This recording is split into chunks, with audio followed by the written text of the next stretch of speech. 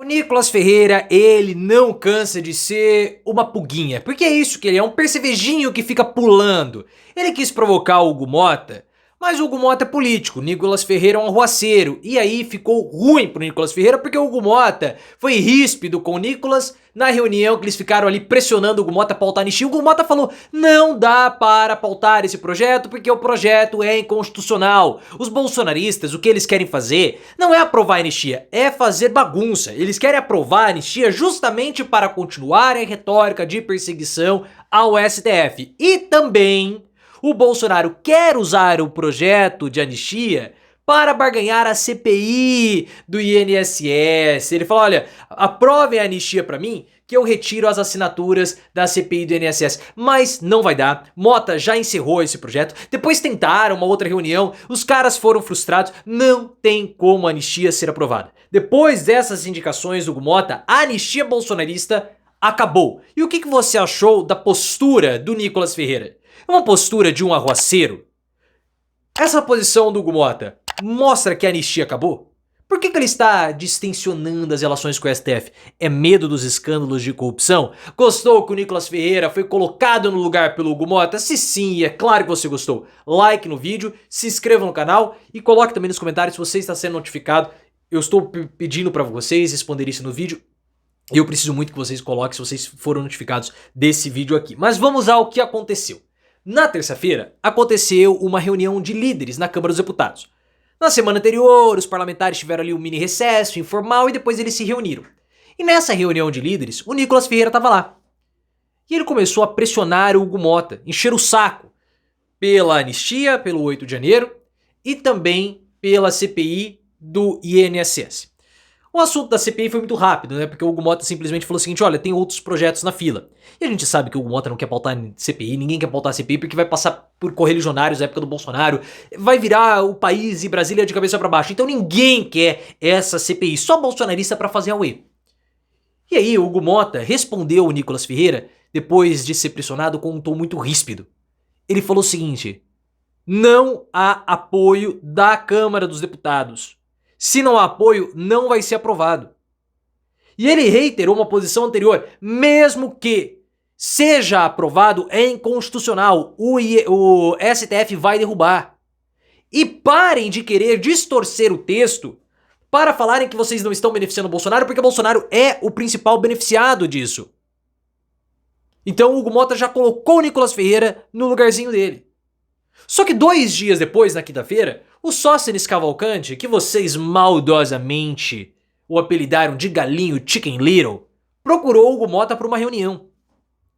E o Hugo Motta falou a mesma coisa, com a insistência do Sóstenes Cavalcante. Cara, o texto é inconstitucional. Se vocês levarem um texto inconstitucional ao STF, eles vão derrubar. Então não vai adiantar. Ou nós fazemos um texto que esteja de acordo com o STF, ou eu não vou pautar. Porque os bolsonaristas, eles estão numa corrida. A gente sabe disso. Eles têm o texto deles que beneficia Bolsonaro, mas existe um outro texto tramitando ali no Senado, em elaboração junto com o STF, que beneficia os patriotários, mas não tanto o Bolsonaro. Na verdade, não beneficia nada o Bolsonaro. O projeto que for pautado primeiro vai ser aprovado. Os bolsonaristas querem que o projeto que já está aprovado pela CCJ da Câmara vá à votação, porque é o projeto deles. Que é o projeto que beneficia o Bolsonaro. Se o projeto alternativo for para votação, como que os bolsonaristas vão votar contrário ao projeto? Não tem jeito. Então causa um constrangimento e dá um checkmate. Por isso que há essa corrida dos projetos. Só que o Hugo Motta, com essa sinalização, ele falou, acabou, cara. Não vamos pautar esse projeto. Que é a única coisa que os bolsonaristas têm. Esse que é o outro problema. O bolsonarismo, ele não tem nenhuma bandeira. Por isso que quando eu vejo as pessoas falando que o Tarcísio de Freitas tem chance de enfrentar o Lula, os bolsonaristas, o Lula tá mal. O bolsonarismo é um movimento político que não tem nenhum tipo de bandeira. Não há bandeira anti-imigração, não tem. Qual é a grande pauta dos bolsonaristas? É a bagunça. É fazer auezinho para rede social. Isso traz muito voto para deputado? Traz, até para senador. Mas para presidente da república, Não traz voto. Ah, para governador, para estados já conservadores e bolsonaristas traz. Mas, quando você olha o país, não traz votos suficientes.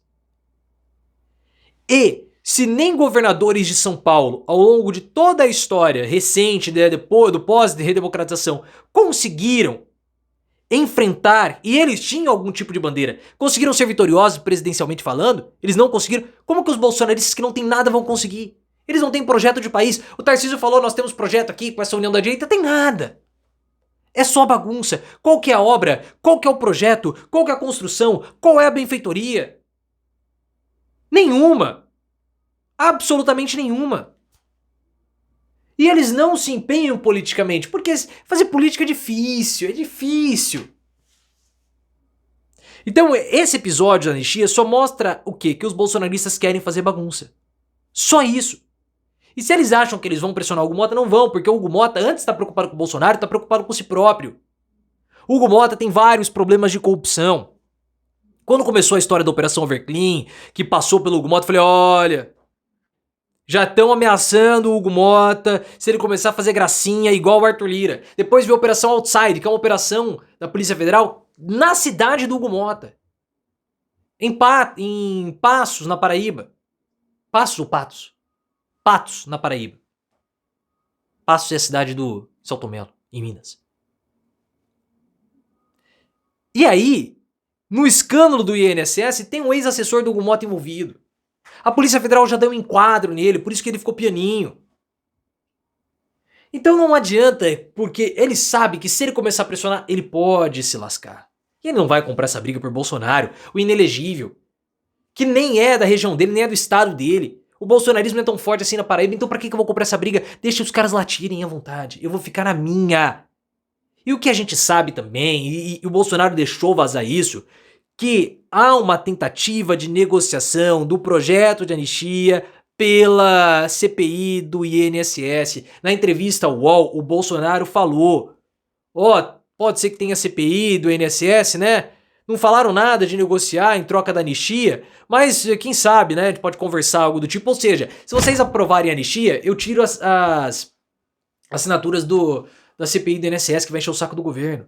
Só que essa CPI não enche o saco nada do governo, não afeta um pingo da popularidade do Lula. E de certo modo vai ser até benéfico pro Lula lá na frente, porque ele vai conseguir despejar na economia o ressarcimento daqueles que que perderam suas aposentadorias, foram lesados. Então o governo vai despejar uma grande quantidade de recursos na mão dos aposentados, que é a base da economia brasileira, e eles vão começar a consumir, vai aumentar o consumo, porque vai girar todo o comércio, vai aquecer a economia no fim do ano. Então, na verdade, os bolsonaristas, principalmente o Nicolas Ferreira, tem que começar a trabalhar, a fazer política direito, partidária, no Congresso, com um projeto, e não um projetinho constitucional para fazer barulhinho pra rede social, pra falar que tá fazendo alguma coisa. Ele foi presidente da Comissão de Educação, o que o Nicolas Ferreira fez pela educação? Nada.